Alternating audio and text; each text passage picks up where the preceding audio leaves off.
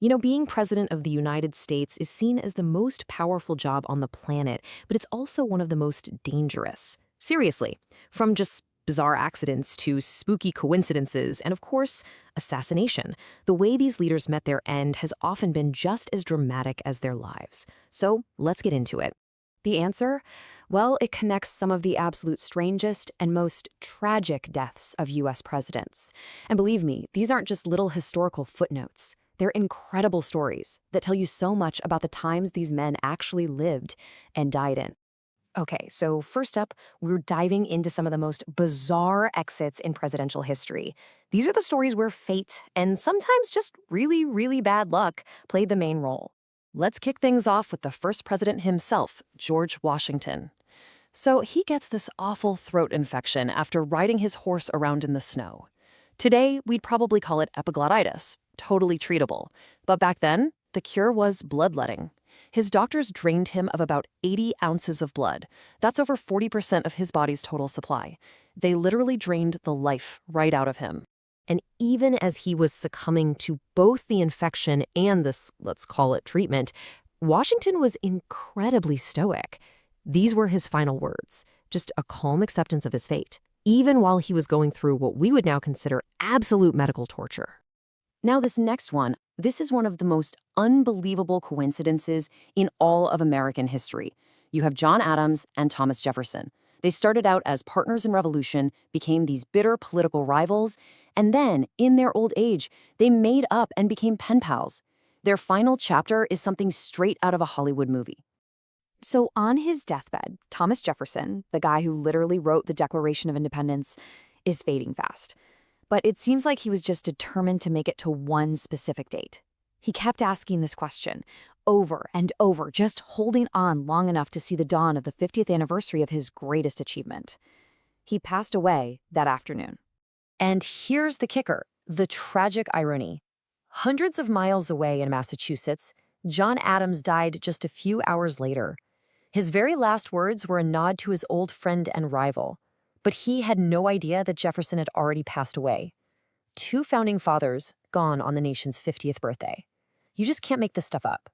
And speaking of July 4th, let's talk about Zachary Taylor. After a scorching hot celebration on the National Mall, he heads back to the White House and decides to snack on some raw cherries and iced milk. Now, this is an era before refrigeration, before any kind of real food safety. It was a deadly combo. He got a horrible stomach bug and was dead in a matter of days. For years, people whispered about poisoning, but nope, modern analysis pretty much confirmed it was just a tragic and very unlucky case of food poisoning. But bad luck and weird accidents weren't the only dangers. We've got to turn to a much darker side of the presidency now. For a very long time, assassination was a real and constant threat for the person sitting in the Oval Office. Just look at this timeline. It's so stark. It really shows you how often this kind of tragedy struck the nation. 4 sitting presidents have been murdered, and every single time it sent shockwaves through the country and completely changed the course of history. Abraham Lincoln's last words weren't some grand speech about the Union he had just saved. They were just a simple, sweet thing he said to his wife, Mary. She was feeling a little self-conscious about them holding hands in public at Ford's Theater. And just moments later, John Wilkes Booth fired that fatal shot. And John F. Kennedy's final words were just as unplanned.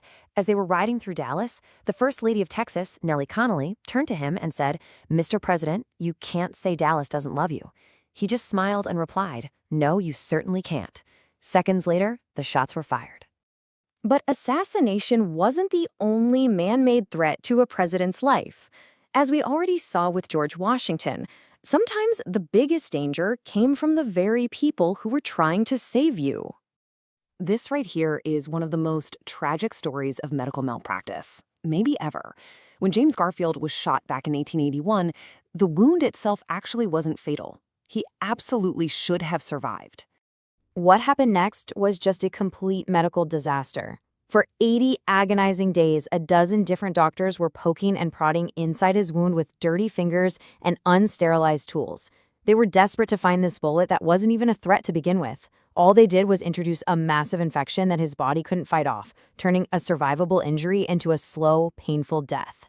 And there's a similar medical myth around William Henry Harrison, who was only president for 31 days. The classic story we all heard is that his vanity killed him, right? He gave a 2-hour inaugural speech in the freezing cold without a coat. But modern researchers think the cause was way more mundane.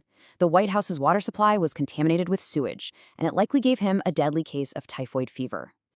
So, how did we get from death by doctor and bad cherries to presidents living longer than ever before? Well, that brings us into the modern era. The assassination of William McKinley in 1901 was really the last straw. After that, Congress officially gave the Secret Service the job of protecting the president full-time. This, plus incredible advances in medicine, completely changed the odds of surviving what was once the world's most dangerous job. And this chart just shows that shift perfectly.